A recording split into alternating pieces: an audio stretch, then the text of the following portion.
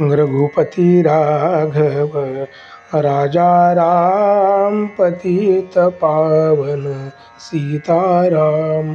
रघुपति राघव राजा राम पतित पावन सीताराम। रघुपति राघव राजा राम पतित पावन सीताराम। रघुपति राघव राजा राम पतित पावन सीताराम। रघुपति राघव राजा राम पतित पावन सीताराम। रघुपति राघव राजा राम पतित पावन सीताराम। श्रीराम समर्थ।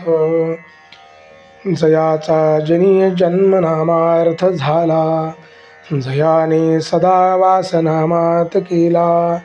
जयाच्या मुखी सर्वदा नाम कीर्ती, नमस्कार त्या ब्रह्म चैतन्य मूर्ती। जय जय रघुवीर समर्थ सद्गुरु श्री ब्रह्म चैतन्य महाराज की जय। श्रोते हो, श्रवण करूया दिनांक 19 जानेवारी या दिवशीचे प्रवचन। आजचा विषय आहे नाम व प्रारब्ध भोग। नामाचा संबंध प्रारब्धाशी कसा आहे असे पुष्कळ लोक विचारतात। हा प्रश्न एका दृष्टीने फार महत्त्वाचा आहे। बहुतेक लोक प्रारब्ध टाळावे म्हणून नाम घेतात। देहाचे सुखदुःख हे माझेच सुखदुःख आहे, किंबहुना देह सुखी तर मी सुखी आणि देह दुःखी तर मी दुःखी, अशी सामान्य मनुष्याची अवस्था असते। बरे, प्रारब्धाचे भोग हे आजपर्यंत कोणालाही चुकले नाहीत, मग कसे करावे? इथे असे लक्षात ठेवावे की प्रारब्धाची गती फक्त देहापुरतीच असते, म्हणून ज्याची देहबुद्धी कमी झाली तो देहाच्या सुखदुःखाने सुखी वा दुःखी होत नाही। नामाने देहबुद्धी कमी होते, म्हणून नामात राहणारा मनुष्य प्रारब्धाचे भोग भोगीत असताना देखील आनंदात असतो। नामाच्या आनंदापुढे त्याला प्रारब्धाची किंमत राहत नाही। नामाचे सामर्थ्य फार विलक्षण आहे। पूर्वी घडलेले अपराध नाम नाहीसे करते, वाया गेलेल्या माणसांना नाम तारते। नाम हा सर्व प्रार्थनांचा, सेवेचा, पूजेचा राजा आहे। आनंदमय अशा भगवंताचे सानिध्य नामाने लाभते आणि त्याची कृपा व्हायला वेळ लागत नाही। किंबहुना ज्याच्यावर भगवंताची कृपा होते त्याच्याच मुखात नाम येते।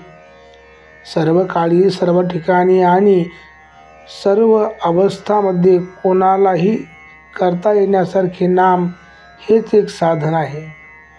नामाला उपाधी अत्यंत कमी असल्याने निरुपाधित भगवंताशी नाते जोडायला नामासारखे साधन नाही।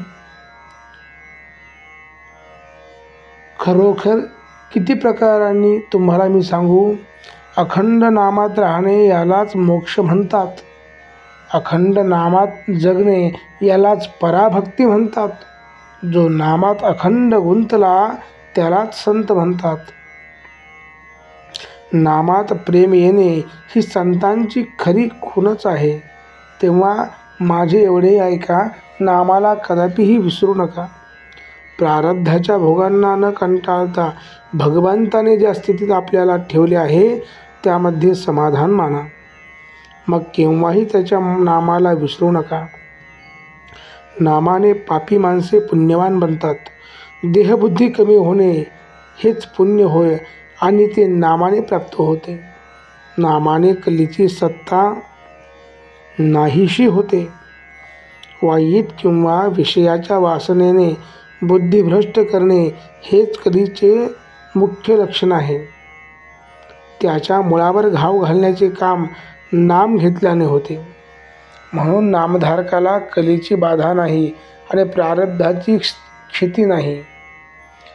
नामाने पुण्य शरीर बनते। ज्याच्या अंतरात नाम असते तेथे भगवंताला यावे लागल्याने त्याच्या शरीरात सत्वगुणाची वाढ होते आणि तो पुण्यवान बनतो। देह प्रारब्धावर टाकून आणि आपण त्याहून निराळे राहून जे होईल त्यात आनंद मानावा.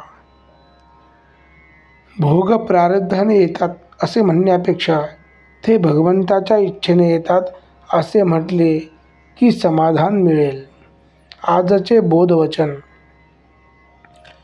भगवंताला स्मरून काम करीत असताना जे योग्य दिसेल ते त्याच्या इच्छेनेच आहे असे समजून काम करावे.